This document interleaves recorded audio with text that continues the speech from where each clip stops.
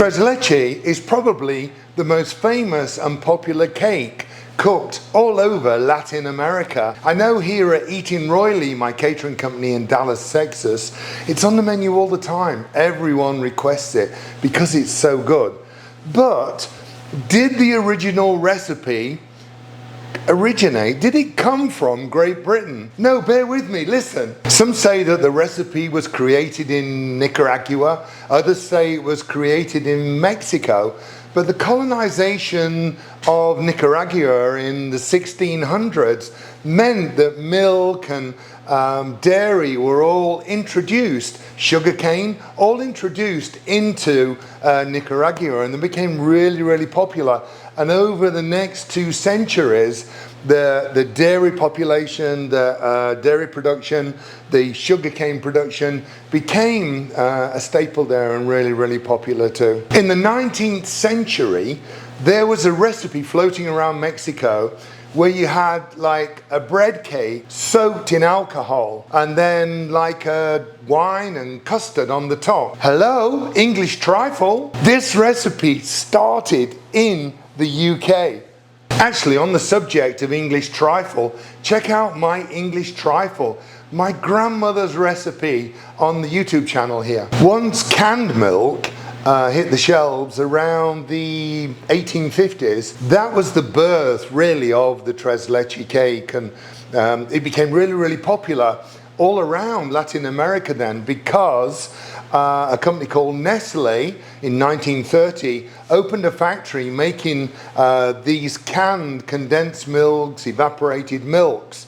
And so it's actually Nestle that owned the rights pretty much for creating this mainstream dish of Tres Leches cake. They put the recipe on all their labels. The recipe is fairly easy to make. It makes a beautiful sponge cake, and the secret is splitting your ingredients into 3 separate bowls.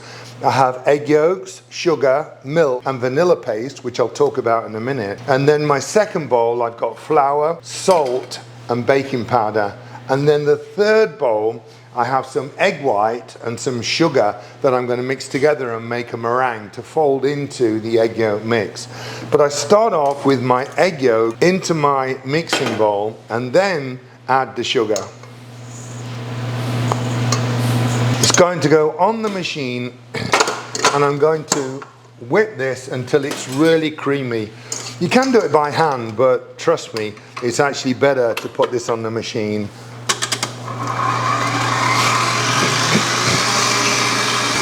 We're actually going to whip the yolks and the sugar to something we call the ribbon stage. And the ribbon stage, just fancy cooking, is where when we lift that whisk out, it leaves a little ribbon of the mix. It doesn't just drop down there. That lets us know that our consistency is just what we're looking for. Once we get to that stage, I'm going to add my milk, then my vanilla paste. Now, I'm using the pure Madagascan vanilla bean paste. I think this is just the best you can get, I really do. You can get Mexican paste too, but I do like the Madagascan and I do like this flavor in there. Don't use vanilla extract. I mean, we use that for like stripping wallpaper off the walls in the UK. So back on the machine, let it all mix together.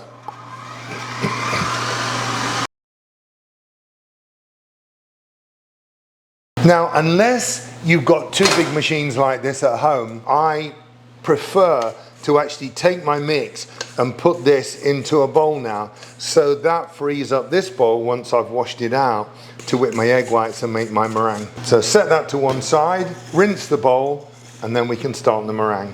Put the egg whites into your mixing bowl, and we're going to whip these until they start to go stiff. Once they go stiff, we're going to add the sugar in there, and that creates a little meringue, and that makes it quite dense, quite heavy, so when we fold it into the egg yolk mixture, it doesn't all fall apart, and it gives us a nice light sponge.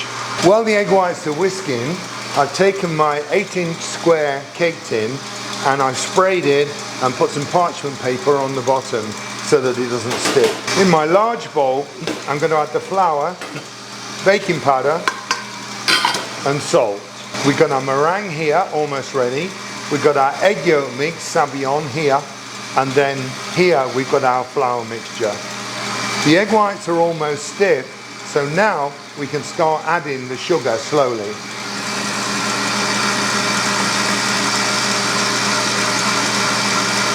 Mix all of the dry ingredients together. Get that baking powder and salt mixed into the flour.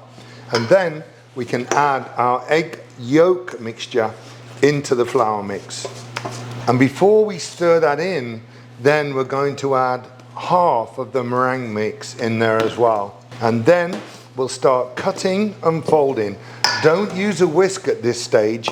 We're cutting and folding. We don't want to knock the air out of that meringue because that's going to give us the lightest, gorgeous, beautiful sponge ever. Once that's almost combined, then we can add the rest of the meringue mix. And then again, just cut and fold, cut into it and fold it. Cut, turn the bowl, fold. Okay, it's that easy. Give it a little stir, but don't whisk it. And don't worry if there's a few little white flecks showing, that won't hurt. Once that's mixed, then it's going to go into our tin. Look how light and fluffy this is. You know this is going to be a gorgeous cake. But what we get is a really delicate sponge that once we put all of the condensed milk and evaporated milk and everything in there, it really does act like a sponge, and it absorbs all of that cream and milk and everything. And oh, this is a good cake. Now it's going into the oven, 350 degrees for about 12 to 15 minutes, or until the toothpick inserted comes out and it's nice and clean, or you press the top and it's a little bit firm and it springs back. Once the sponge comes out of the oven, as you can see, look, you press on it and it just pushes back. Don't overcook it. It's gorgeous and soft already. And you don't really need to put a toothpick in, but just press on it and it springs back. That needs to cool now.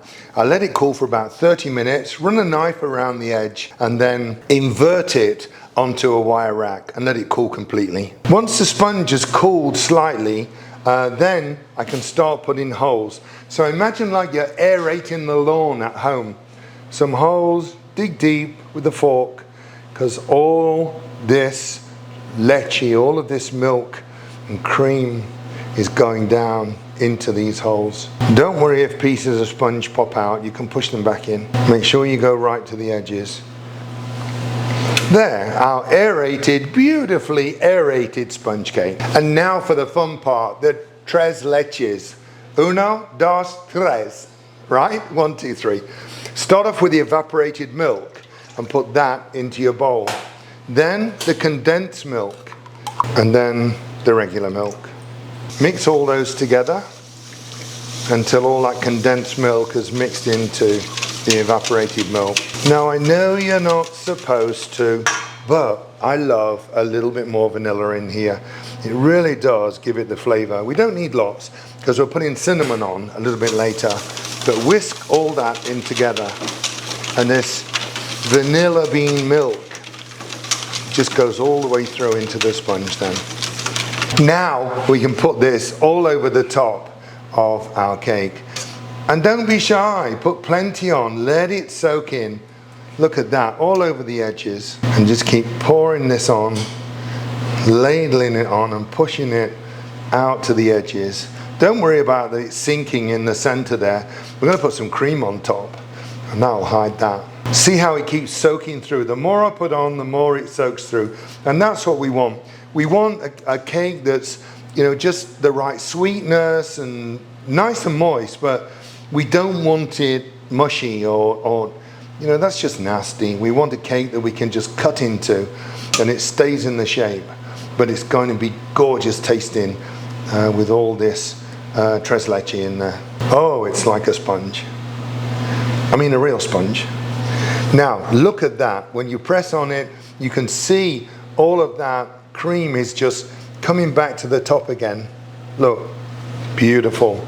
That's going to go in the refrigerator for at least an hour or overnight, and we'll let all of those flavors go in together and let it sink through into the sponge. Once it's been in the refrigerator overnight, or at least an hour, you've got to give it at least an hour, then I've taken some cream no sugar in the cream. We don't want it too sweet, but I did put a little bit more vanilla in there. I just love vanilla in this cake. On the top, now if you want to pipe this and make it all fancy, you can, but honestly, you don't need to.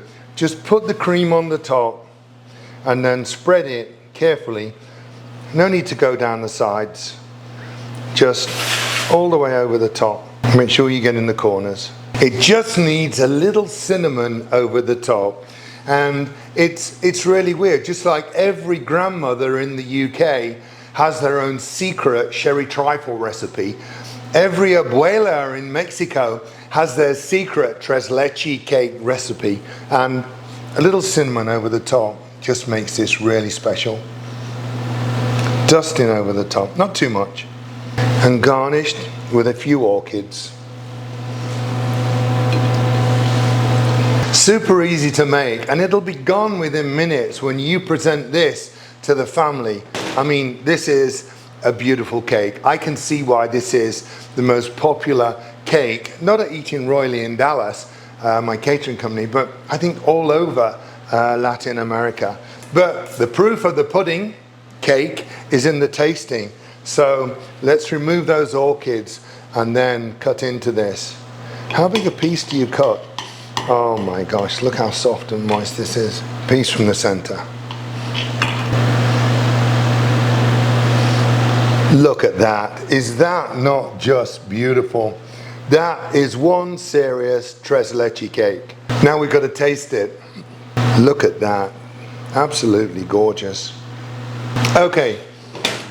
Tres Leches may have been inspired by Great Britain, but I think Latin America deserves claim to this beautiful, beautiful dessert. Hope you like the recipe.